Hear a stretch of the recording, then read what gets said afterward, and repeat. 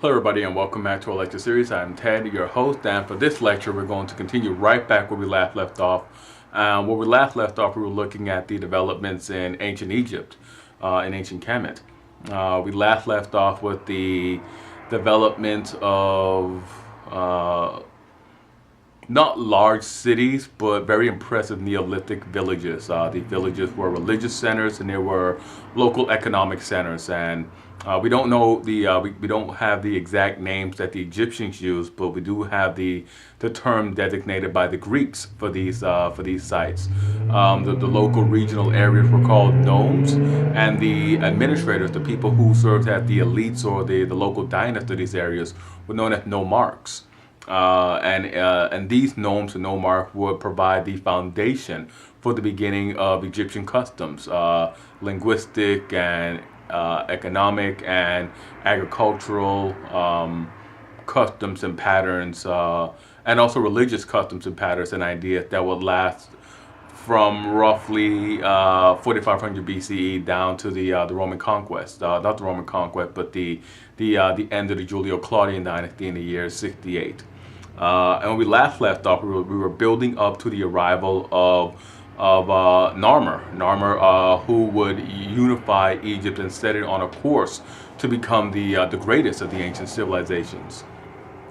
Now, the pattern of development in Egypt, this pattern based on the nomes being overrun by a nomarch with these religious and economic centers, that pattern would be changed abruptly, would end abruptly with the successful career of Narmer, who in 3100 BCE embarked on a campaign to unite both Upper and Lower Egypt. Now, Narmer's starting territory was at Edfu and Abydos. Those are located in Upper Egypt, bordering Lower Nubia at the First Cataract. Narmer would march downstream. He would march out from the African interior down towards the Mediterranean shore, and he would conquer all the nomes of Lower Egypt. His accomplishment is attested to and is celebrated on what we refer to as Narmer's palette, a small object, a small little palette that depicts his campaign. In very gruesome detail. It shows him have a bull breaking down the walls of one of the cities that he took. It shows him viewing the decapitated bodies of his enemies. There's the headless bodies and like the heads in between the legs of his defeated foes. It depicts him and what we call the Smiting Poles. That would be the image of the pharaoh holding a mace, gripping his enemy by the back of the head, by the hair. Just positioned right before he delivers a killing blow, a smiting blow to his enemy. Narmer completes his career by marrying a noble woman from Lower Egypt, from a very prominent aristocratic family, and from this point onwards, Egypt will be ruled as a singular entity. The kings of Egypt, who are known to us as Pharaoh. And Pharaoh is really a corruption of the term Per and Ah. It's a Hebrew corruption that sticks to us. They were known as Nasuts. That would be a more traditional title for the kings of Egypt. Narmer rules his new domain as a composite kingdom. He keeps the old regional traditions alive, and he also begins setting new precedent that will be followed for centuries by his successors. Now, Narmer maintains two administrations, one for Upper Egypt and one for Lower Egypt.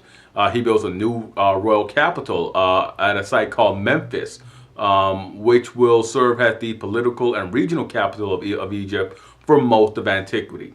Narmer takes the white crown of Upper Egypt and the red crown of Lower Egypt, and he combines them. He creates the double crown, the united crown of Egypt. He literally just makes a composite crown. He places one on top of the other. Egypt at this point, under Narmer, and begins using what we call a mixed service aristocracy of the nomarchs and their families from both kingdoms. The genius of Narmer was that he was able to integrate his conquest and forge a new identity and a new purpose for both regions in this new Egyptian kingdom. He was able to do this because of the divine nature of Egyptian kingship. A rich ritual of ceremony furthered this. The prestige of being associated with the divine figure of the king was enough to persuade the nomarchs to seek the favor of the king. This explains why the king did not need to develop the same type of royal bureaucracy like the kings of Mesopotamia. The centrality of this role, the centrality of the role of the kings, meant that he became the linchpin to cultural developments. That advancements came only through personal connections to the king. It can be seen through the development of the great royal centers, like palaces that literally became palace complexes, or the temples, the temples that became temple complexes. They were used by the kings to further their own prestige and to attract more noble followers. This also had the effect of advancing Egyptian economics. And with the advancement of economics comes the advancement of urban and literature as well. Egypt quickly becomes urbanized and it quickly becomes literate. The predecessors to the later hieroglyphs and the hieratic writing systems were pictograms. And these go back to the Naqada period around 3600 BCE, right before the major developments began to occur in Egypt. The writing system in Egypt stood apart from cuneiform because the signs represented consonantal clusters without vowels. This is one of the things that sort of stands out in Egypt, in that Egypt did not use vowels. When we speak of Egyptian words and Egyptian names, it's always an approximation because we don't know the vowels that would have been used. I said use it. We don't know the exact vowels that would have been used. We only know the consonants that the Egyptians used, and the consonant clusters sort of it's really best illustrated by names like Kemet, what they call their land, KMT, and Nisut, what they call their king. It was NSWT. Those sort of things. But that's how Egyptian writing developed. That's how they begin around these consonantal clusters. It's thought that the kings spearheaded the development of writing to engage in trade with Mesopotamia, and that's another controversial topic right there, whether it developed on its own. But what we do know about Egypt was that Egypt kept the king kept his own records, and that they developed their very own, this very unique style of writing. Now, with Narmer keeping his own records, and making his own inscriptions, he began he and his successors, his immediate successor, they began the very long tradition of massive public building in Egypt. The kings after Narmer began constructing what we call mastabas, and mastaba isn't the actual Egyptian word for it. The actual Egyptian word is lost to us. What mastaba is, it's an Arabic word, and mastaba simply means bench, bench or table, and it came to mean a large mud brick that literally became limestone funeral monuments. The early ones were mud brick funeral monuments. The later mastabas were limestone funeral monuments. And from the beginning, the kings would have elaborate burials. And in these mastabas, in these tombs, we find they were richly packed with grave goods like foods, sacred wines, and sacred oils. Now, the apex of the Old Kingdom, and the Old Kingdom of Egypt, of what Narmer essentially created, the first territorial entity, the first territorial state in Egypt, the first kingdom, is known as the Old Kingdom. And the Old Kingdom's apex comes with the kings of the 3rd and the 4th dynasty. These dynasties are the ones that oversee the explosion of creativity that led to the construction of the pyramids. The pyramids themselves can be seen as the culmination of the efforts of numerous Egyptian kings to personalized bonds between and really just sort of expand the royal strategy began by Narmer. And that is by sanctioning these great public work, these great public constructions. They were they were putting Egypt on course to do something that no other people had done before. Nothing like the pyramids had ever been constructed either in Egypt or anywhere else in the world when the kings of the third and the fourth dynasty began constructing pyramids. They were remarkable. They were unique in every sense of the way, in every sense of the word. Most were constructed between 2600 and 2300 BCE. They dwarfed anything being built in Mesopotamia or anywhere else in the world at that time. It's not even a comparison between other buildings being made and the pyramids. Since ancient times, the Egyptians had used sandpit burials to bury their dead. And it seemed efficient and an easy and a practical solution in a land where there was endless deserts and a very limited supply of arable soil. Now that was good, except for the fact that the sand is loose. And so when the winds blew, it could shift the sand and it could expose the corpse in either form of decay, whether it was already sort of dried out from the compressed sand and the desert heat and the dry atmosphere, or if it was still or if it was a recent burial, it would expose it to various scavengers. You have a lot of stories of jackals, of people coming across graves and seeing that jackals, that the sand had blew away and that the jackals were at the corpse.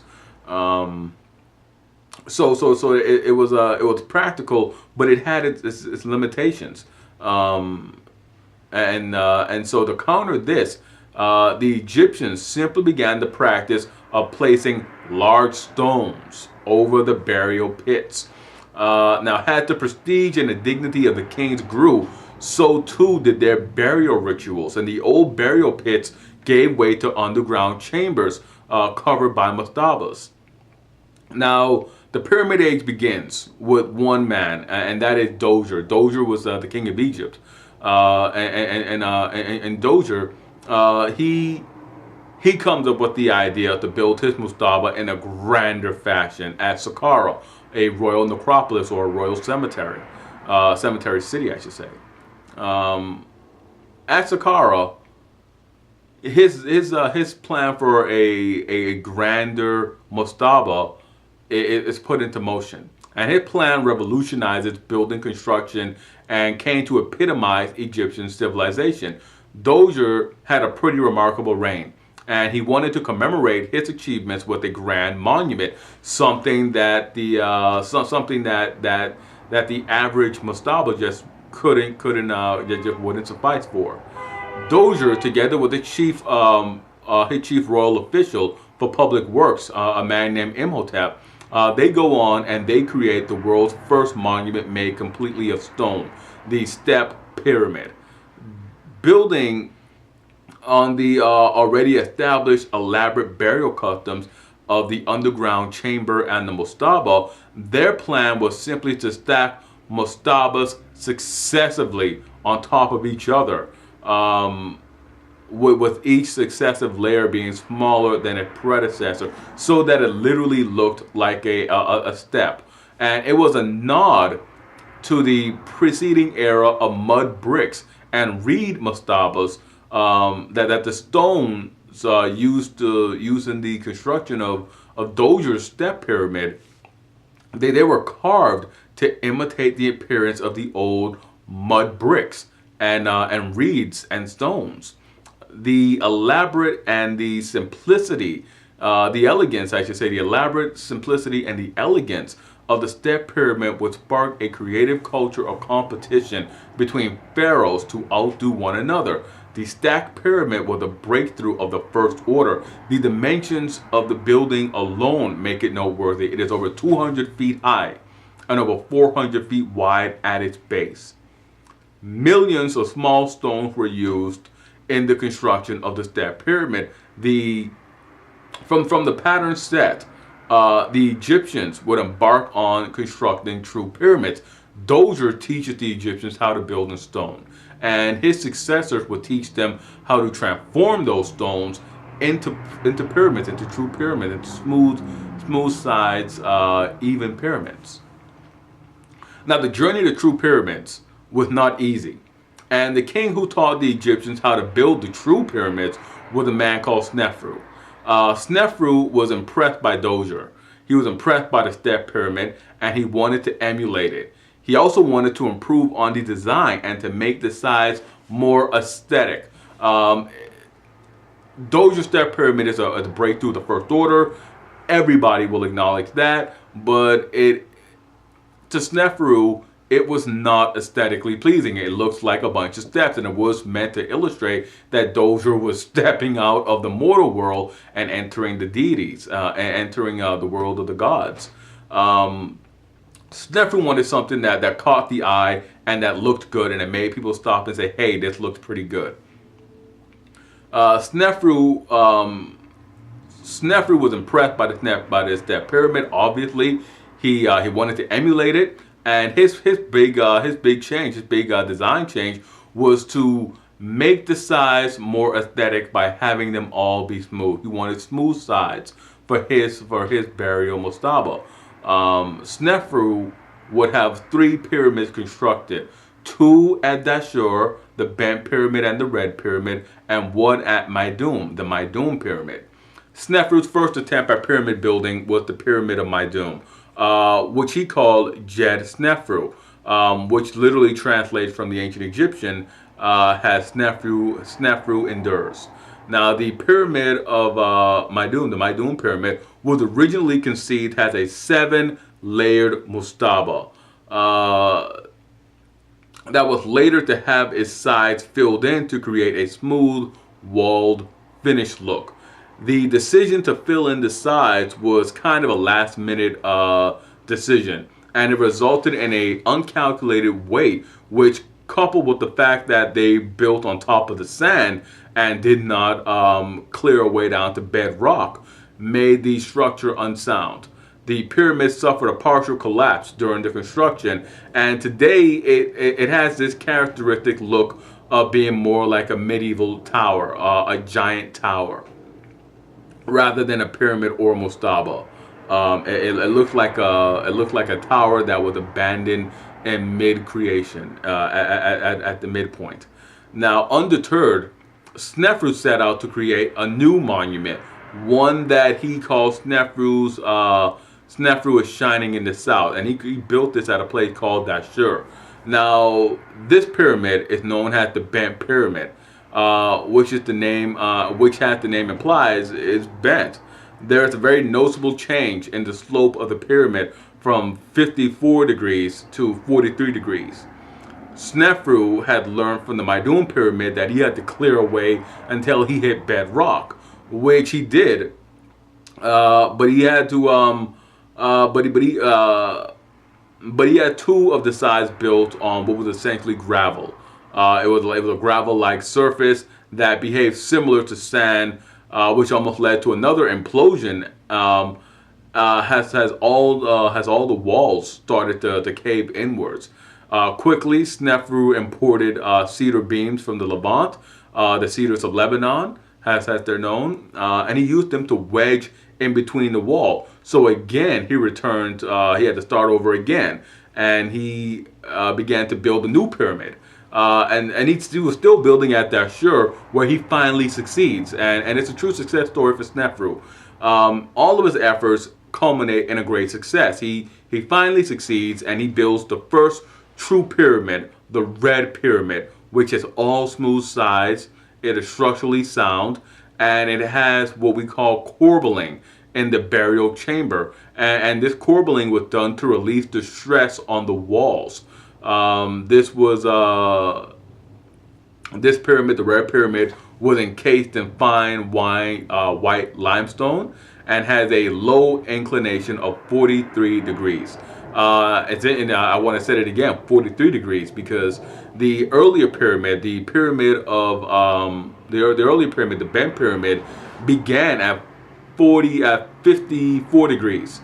and it made a very noticeable bend to 43 degrees. So they had a sort of mid construction design shift from 56 to 43, and when they build the Red Pyramid, they use 43 degrees all the way. Now, the Red Pyramid also had a very large mortuary temple. And in its journey to building the true pyramid, Snefru had created the three largest structures in the world, and they're all in stone. Egypt does not build in wood. Egypt doesn't have that, doesn't have the tree to support any building in wood. They don't have any sort of really, ancient Egypt didn't have any sort of real wood-bearing tree. They had palm trees, yeah, but no cedar trees, no hardwoods. So Egypt is forced to build in stone. What they have stone in abundance. They have dolomite, they have limestone, granite, and various shades and colors. So Egypt builds in stone. Egypt is the first civilization to build in stone. They teach the rest of the world how to build in stone. And in doing so, in creating these larger structures of the world and building in stone, he institutes a quarrying and transportation system that lasts for the rest of Egyptian history. Most striking is that his transportation system does not use either the wheel or the horse. Egypt is mostly sand. It's a desert country. It's literally just an oasis dissected by, or I should say bisected by the Nile River. And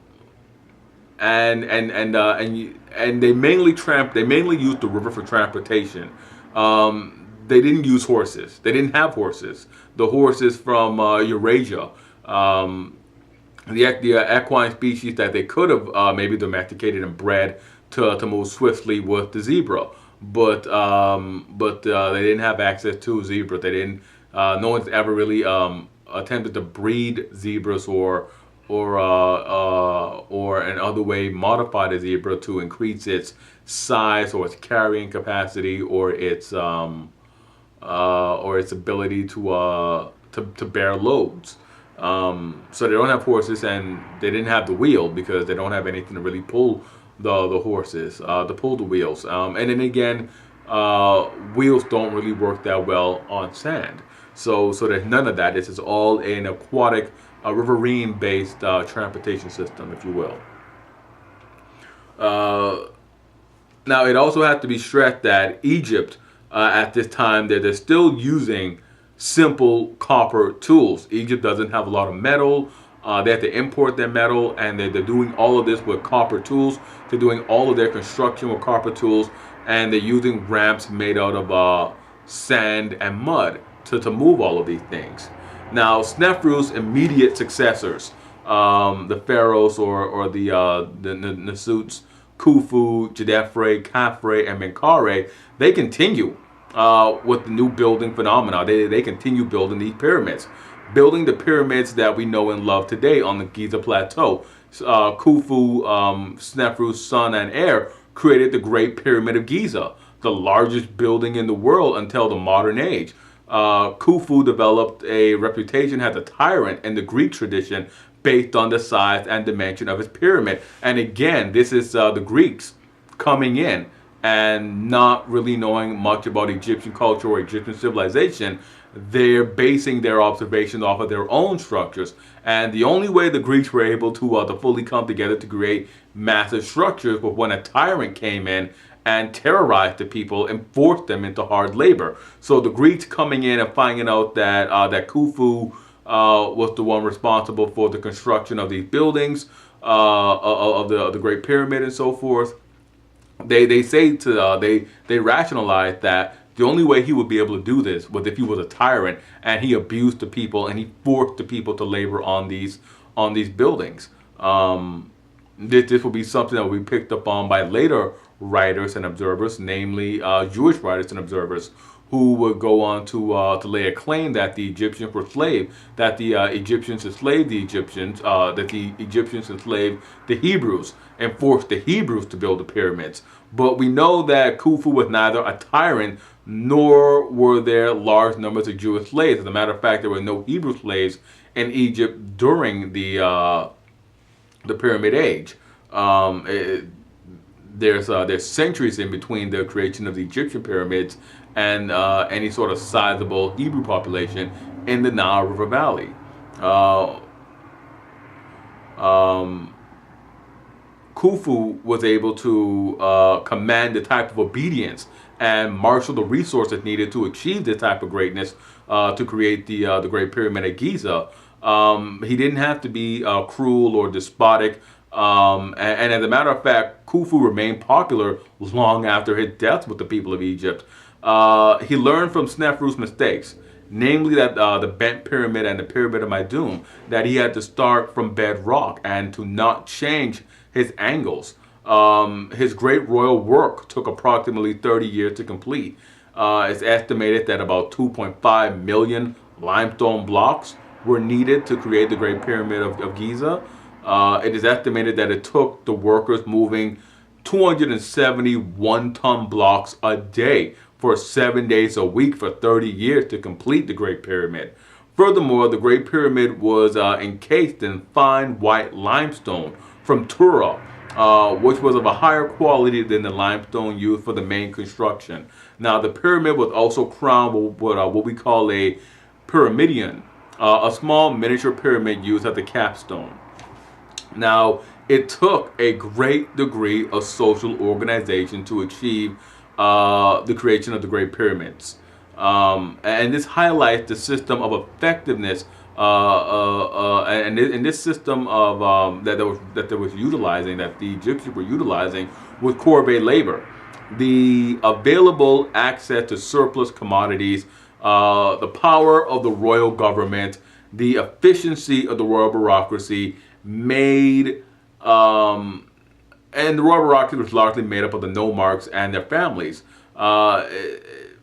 The presence and the thriving nature of a widely shared ideology about the nature of society and how society should function came together to allow the kings, to allow the suits of the old kingdom to create the pyramids. All of these came together to create a lasting legacy on how the people thought, how they viewed their society, and what their kings were available to do.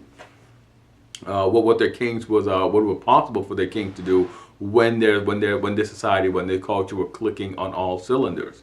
Now, since the reign of Narmer, all kings had been associated with the god Ptah. Ptah was the Egyptian god of knowledge. Ptah would go on to become the patron deity of the city of Memphis. The kings were also associated with Ma'at, that is order or justice. They became associated with Hu, logic, and Sia, perception, or also Sia is also viewed as intelligence, but also perception. Mainly I would say perception. The kings were thought to have two souls: the Ba that would stay in his body after his death, and the Ka that would go on to be with the gods in the afterlife. Now, the burial of a king would thus become a major affair of state. All of the nomarchs and royal officials who had served loyally expected to be buried there and to enjoy the afterlife with the king that they served. The pyramids were not built by slaves. That is a construction. That is a misconstruction. Again, by later writers trying to tie themselves in and trying to grapple with the fact that Egypt was able to do all of this in a it was not a democratic, but it was not a despotic or a tyrannical way. It was a simple cultural or social understanding that everyone would come together to create these large works. The corvée labor system rested on one thing, and that is the unusual environment of the Nile River Valley. The pyramids were built by the peasant population of Egypt. Before the Aswan High Dam, the Nile was constructed. The Nile River would regularly flood and slowly flood. I should say that too. It wasn't a rushing torrent of water. It was a slow buildup.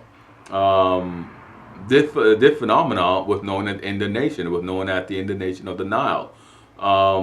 and this made farming impossible in the Nile River Valley. And inundation would last for about 4 to 5 months with nothing being really accomplished by any member of society.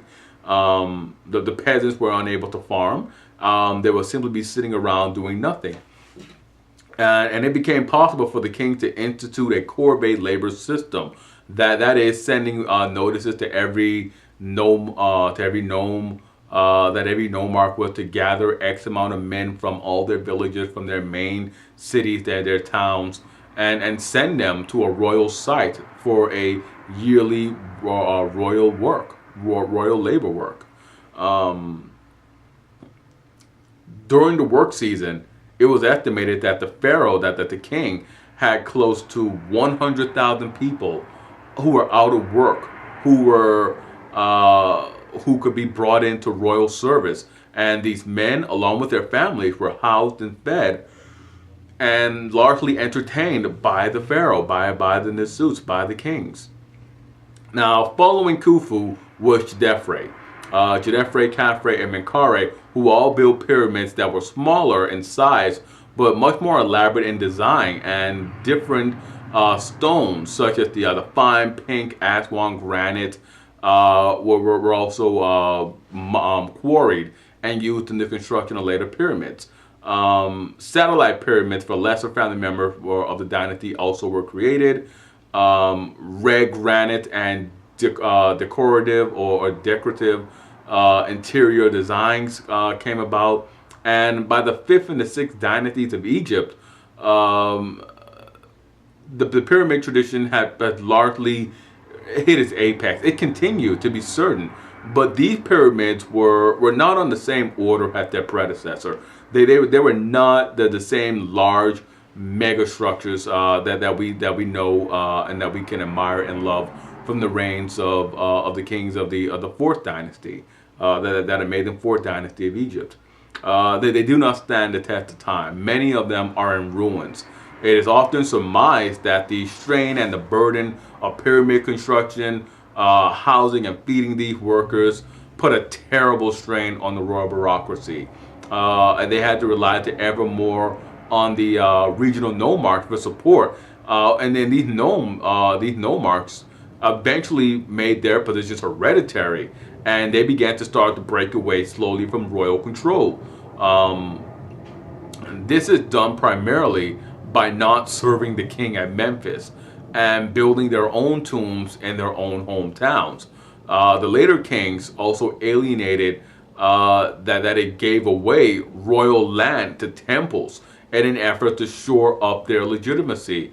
One god's temple became increasingly more sophisticated and wealthy than all of his other contemporaries, and that was the god Ra. Ra's followers began to build monuments to him, and these solar monuments, became known as obelisks. And we'll talk more about them a little later on, but they also become major figures in Egypt. They become major public landmarks, public monuments in Egypt. Now, obelisks are these large stone monuments that were created to function somewhat like a sundial, but were raised in honor to the sun god. The encroachment on the royal authority by the nobles and by the temples impedes, but does not outright destroy the king's power or prestige. Egypt doesn't develop the same type of fluid succession that occurs in Mesopotamia. The pattern that we see in Egypt is that royal power diminishes, but there's no effort to supplant the king. What happens is that a great drought occurs after the reign of King Pepe II, who reigned from 2275 to 2185. A drought hits Egypt, and the social structure crumbles. It is known as at the time of great fear or of terrible anxiety or terrible uncertainty. Royal power collapses almost instantly, and the nomarchs return to power in their regions. 4 cities rise to primacy in Egypt: Memphis, the old royal capital; Edfu, Abydos, and Abydos with the old capital of Narmer, and Waset. Waset is better known by its Greek name Thebes. But in our lessons, I will always use Waset. I always tell classes and people that I speak to that Waset is a city in Egypt and Thebes is a city in Greece. Egypt fragments, but will reconstitute itself under the nomarchs, under the princes or the lords of Waset, who are martial lords closely tied to Lower Nubia. And here we break, and we'll come back with we'll come back and we'll continue our discussion into Egypt. As always, I am Ted. Hit like, subscribe, and comment, and I will see you guys next time for another lecture.